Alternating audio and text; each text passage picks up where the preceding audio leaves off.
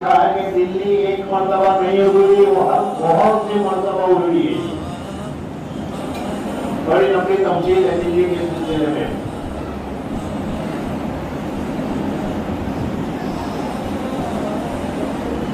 ایک مرتبہ دلی پر حملہ ہوا اور وہاں قتل و غارت گیری شروع ہوئی، اور قتل و غارت گیری میں اتنے لوگوں کے گلے کاٹے گئے، اتنے لوگوں کو قتل کیا گیا کہ بارش میں جس طریقے سے پانی نالوں میں بہتا ہے اس طریقے سے خون بہنے لگا۔ نادر شاہ کا زمانہ تھا۔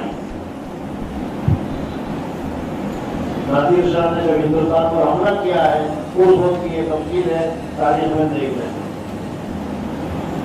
اس وقت کوئی بزرگ نے ان کے پاس کوئی آدمی گیا اور جا کر انہوں نے کہا کہ حضرت یہ کیا ہوا، اتنی قتل و غارت گیری ہو رہی ہے؟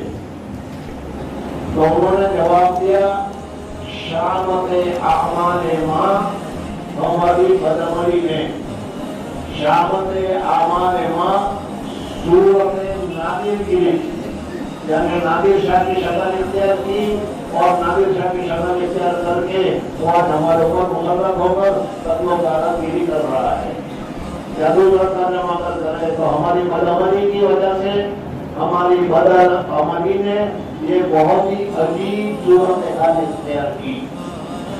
بزرگوں اور دوستوں، نادر ہر زمانے میں نادر شاہ ہر زمانے میں ہوتے رہتے ہیں، لیکن یہ نادر شاہ ہماری بدعملی ہے۔ ہم اگر اپنے عمل کو درست کر لیں، اگر اپنے عمل کو قرآن کے مطابق کر لیں، حدیث پاک کے مطابق کر لیں، تو پھر آدمی ہمارے لیے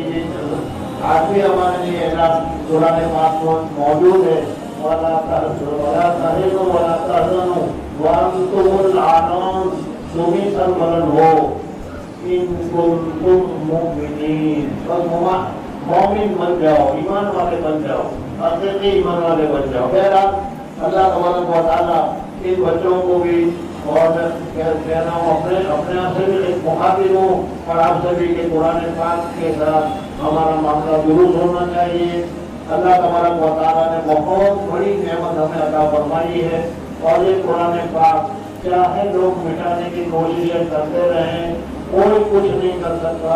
قیامت تک کے لیے یہ قرآن پاک موجود ہے، قرآن پاک موجود ہے، اور قرآن پاک اپنی نورانیت کو بکھیرتا رہے گا اور باقی رہے گا۔